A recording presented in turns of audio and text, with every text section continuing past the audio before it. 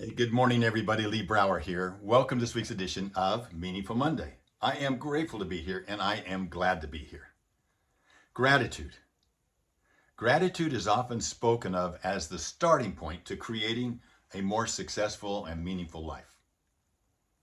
This simple concept is, in fact, it's a critical trait for leaders who want to become even better leaders in their home and in their business. In my experience, a positive, grateful attitude of gratitude, attracts like-minded individuals and people to us. It builds an environment that's positive, competitive, creative.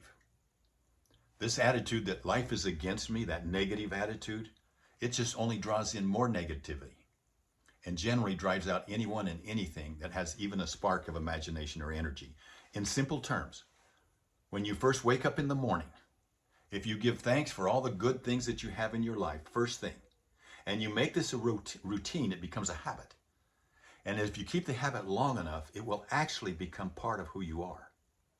But all of the writings, all of the coaching, all of the podcasts, all of the books that are out there that focus in on attitude of gratitude, they're not telling us how to seed and nurture the attitude. It's a starting point. But yet, if we're not careful, if we don't nurture it, how do we take it to another level? How do we keep it from becoming rote? The ability to be truly grateful for the things in your life requires a core of humility. Does not mean to think of yourself. Does not mean to think less of yourself. It means to think of yourself less. Humility seeds, feeds, and grows gratitude. And without a core of humility, I believe gratitude runs a high risk of becoming superficial. Humility is a power virtue, but unfortunately one that's not very popular today with all of the social media and everything focusing in. Look at our politics. Everything's about them. Where is that humility? Where is that gratitude? With the me culture that is so prevalent through many of our societies and workplaces today, humility is seen as a weakness, not as a strength. Richard Shrapnel, in his book Achieve, Creating a Life of Enduring Success, said the following: humility allows you to learn and be grateful, to not take yourself too seriously, to seek continuous improvement, to take failure in your stride, and to work with the best at their best. It's a foundational trait upon which all else that we have can be built, as it allows you to be more open to continuous improvement and learning, and to win the trust, the support, and the effort of everyone that we work with. Humble people are great leaders. See, a truly humble person can easily identify and accept that all the good things that are happening in their life are a blessing for which they should be thankful.